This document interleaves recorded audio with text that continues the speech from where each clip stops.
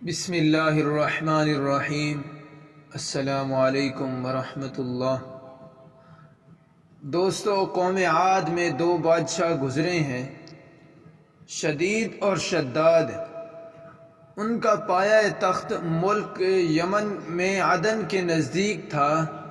یہ دونوں بادشاہ بہت بڑے علاقے پر حکومت کرتے تھے۔ شدید کے مرنے کے بعد اس کے بھائی شداد نے حکومت سنبھال لی۔ اس نے اپنے دور حکومت میں ملک کو بہت ترقی اور عروج پر پہنچایا۔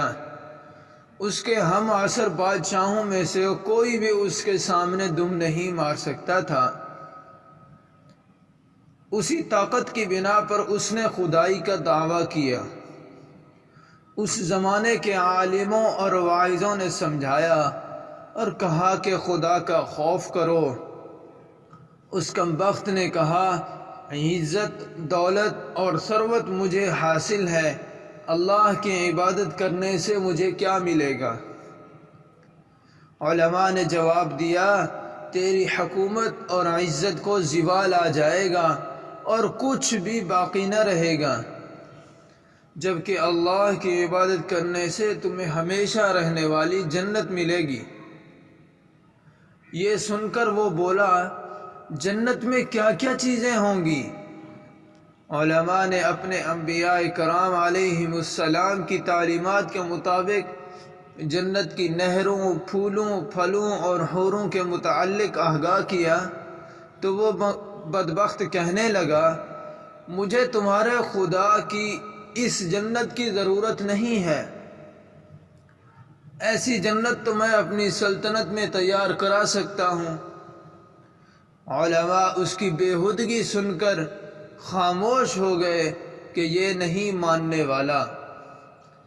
اب شداد نے اللہ کے مقابلے میں اپنی جنت بنانے کا فیصلہ کیا اور جنت کی تیاری کے لیے ایک محکمہ بنایا جس کے ملازمین کی تعداد 1,00,000 سے زیادہ تھی۔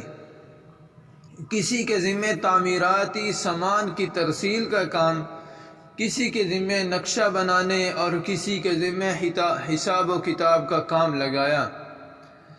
ہر صبح میں یہ حکم بھیج دیا کہ جس قدر سونا چاندی ہے اس کی اینٹیں بنا کر ہمارے پایہ تخت روانہ کر دی جائیں۔ محکمہ تعمیر کو حکم دیا کہ عدن کے پہاڑ کے نزدیک 40 مربع میل کا رقبہ لیا جائے اور کام شروع کیا جائے۔ بنیادیں بہت گہری کھودی جائیں اور ان میں سنگ سلیمانی بھر دیا جائے۔ ان پر اس طرح چنائی ہو کہ ایک اینٹ سونے کی اور ایک چاندی کی ہو۔ اس 4 دیواری میں 1000 محل تیار کیے جائیں۔ ہر محل میں 1000 ستون اور ہر ستون پر جواہرات سے میناکاری۔ پھر ہر محل کے نیچے نہریں بنائی گئیں تاکہ ہر وقت فوارے چلتے رہیں۔ نہروں کے کنارے مصنوعی درخت لگائے گئے جن کی جڑیں سونے کی، پتے، پھول اور پھل زمرد اور یاقوت کے لگائے گئے۔ دکانوں اور بازاروں میں مشک و زعفران سے پچے کاری کرائی گئی۔ الغرض 1,00,000 آدمیوں نے 300 سالوں میں شان و شوکت کے ساتھ یہ جنت تیار کی۔ اور جنت تیار ہو گئی تو شداد نے حکم دیا کہ تمام جنت میں قالین بچھائے جائیں۔ نہروں میں شہد، دودھ اور شراب جاری کیا جائے اور انواع و اقسام کے کھانے اور پھل دسترخوان پر چن دیے جائیں۔ اس ساری تیاری کے بعد سلطان کے وزراء سب زیب و زینت کے ساتھ شداد کے ہمراہ جنت کی طرف روانہ ہوئے۔ شداد نے علماء کو ساتھ لیا کہ آؤ میری جنت دیکھو۔ جب جنت کے قریب پہنچا تو اس کا بے مثال استقبال کیا گیا۔ جواہرات اس پر نشاور کیے گئے۔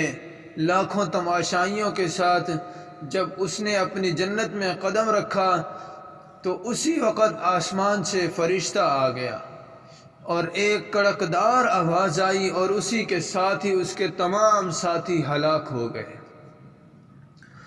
شداد بھی اپنے گھوڑے سے نیچے گر گیا اور 900 سال کی عمر میں اپنی جنت دیکھنے کی حسرت دل میں لیے مر گیا۔ بے شک خدا کی خدائی سے ٹکرانے والوں کا انجام یہی ہوتا ہے۔ مفسرین نے لکھا ہے کہ اللہ نے بادشاہ اور اس کے لشکر کو ہلاک کرنے کے بعد اسی جنت کو لوگوں کی نظروں سے بھی پوشیدہ کر دیا، مگر بڑے بوڑھوں کا کہنا ہے کہ کبھی کبھی رات کو عدن کے گرد و نواح میں اس کی جھلک اور روشنیاں بھی دکھائی دیتی ہیں۔ واللہ عالم۔ اللہ ہم سب کے صغیرہ کبیرہ گناہوں کو معاف فرمائے اور ہمارے نبی کریم سے حضرت محمد رسول اللہ صلی اللہ علیہ وسلم کے صحیح طریقوں پر چلنے کی توفیق عطا فرمائے، آمین۔ کامنٹس کر کے اپنی رائے ضرور دیجیے گا۔